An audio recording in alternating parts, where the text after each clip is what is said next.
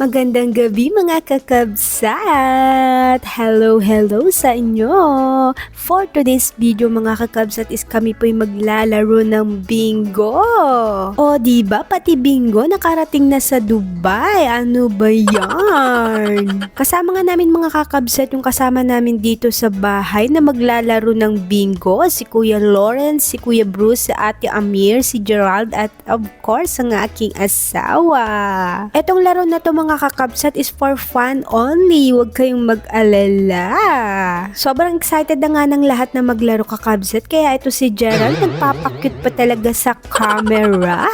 Ano ba yarn? Lokang-loka nga ako ka Gerald dito mga kakabsat. Paano naman kasi ang pagiging sugalor sa Pilipinas dala-dala hanggang dito sa Dubai. So ayun na nga mga kakabsat, no? It's bingo time. Inumpisa na nga ang binola ng aking asawa yung bingo mga kakabsat. Kaya eto na, kami naglalaro na. Sinabi ko sa inyo kanina kakabsat na for fun only lang ang laro na to. Kaso nga lang mga kakabsat, sobrang seryoso talaga sila. Gustong-gusto talaga nila manalo mga kakabsat. Paano naman kasi 1 million ang mapapanalunan nito? Charis. Sino bingo? Ay, nalahano na. Dalawa na lang pula mo. Okay, manong bunggo na. Oo, 46. Nag-ano? Nag-ano ka? Duda. Wala tiwala kay kuya. O diba mga kakabsat, narinig nyo yun? Tuwang-tuwa ang lahat. Unang bola pa lang ng bingo mga kakabsat is si Kuya Lawrence nanalo na. O diba, swertehan lang talaga. Pagkatapos ko maligo mga kakabsat, sumali na rin ako sa paglalaro nila ng bingo. At baka sakaling manalo tayo ng house and lot. Charis. Tignan nyo naman kakabsat yung mga kasama ko. Talagang seryosong seryoso.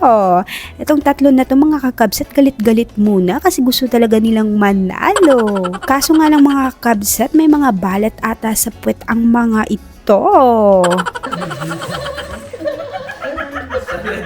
B.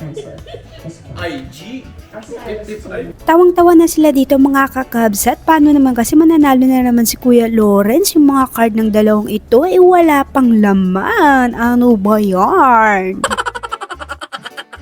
Sobrang nakakaaliw talaga mga kakabsat ang laro na to. O ayan Gerald, itaas mo ang bandera ng Pilipinas. O diba, pinanindigan niya talaga ang pagiging sugalor sa Pilipinas. Gusto mo yan? Ito nga pala yung napili kong card mga kakabsat na nagpabago sa buhay ko. Paano naman kasi sunod-sunod ang panalo ko sa card na to? Oo, may kaya ako. Ito 50 ko kanina. Yan na. Ikaw kinukuha mo ha. Uy, hindi pa ako nagtayo. Sakto na, tubig yun. Ayan, oh. Bruce kasi mga 100 ang tinatayaran ito eh. Nag-force siya na. Naglaro kami mga kakabsat na okay pa kami sa isa't isa kaso matatapos ata ang laro na to, nagalit-galit na ang lahat. Charis. Tawang-tawa din kami kay Kuya Bruce dito mga kakabsat. Paano kasi gusto niya 100 ang taya-taya? Diyos me, yung Marimar. Uulitin ko mga kakabsat, for fun only ang larong ito. Yes, promises. Sa isang laro talaga mga kakabsat, may nananalo, may natatalo. Kaso nga lang sa larong ito, bakit may nalaseng? O yan na. Diyos ko, hindi naman kami in-inform na ang larong bingo ay nakakalasing pala. Cherries.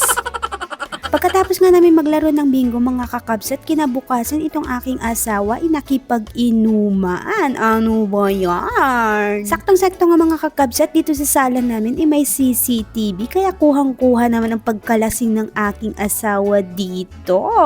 Tawang-tawa nga ako sa kanya dyan mga kakabsat, paano naman kasi nakatayo siya ng halos ilang minuto.